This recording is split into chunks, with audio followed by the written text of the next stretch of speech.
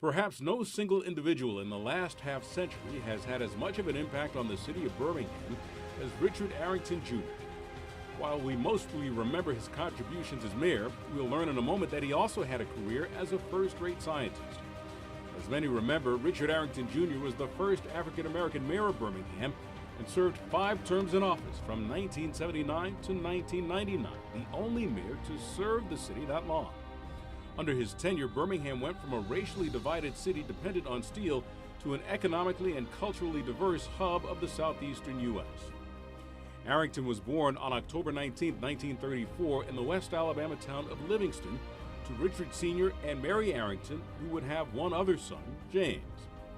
Arrington's father worked as a sharecropper during the early part of his life, and Arrington credits his father for his industrious drive and strong work ethic. Richard Arrington Jr. was a standout student at Fairfield Industrial High School in Jefferson County and graduated at age 16. He then enrolled at Miles College and majored in biology. He continued to perform as an exemplary student and was an officer in the Honor Society and president of the Alpha Phi Alpha fraternity. At age 18, Arrington married Barbara Jean Watts, whom he'd met in high school, and together the couple would have 5 children.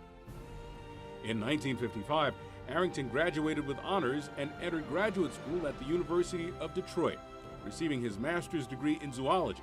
2 years later, Arrington returned to Miles College to teach science. He left Miles in 1963 and enrolled in a doctoral program in biology at the University of Oklahoma. He received the Ortenberger Award for his exemplary microbiology research and completed his doctorate in 1966. After graduation, Arrington again returned to Miles College as an academic dean, a position he held until 1970. But it wasn't long before Dr. Arrington would hear and heed the call to public service. Despite progress made in civil rights in Birmingham during the 1960s, racial problems continued into the 1970s, with notable instances of police brutality against African Americans.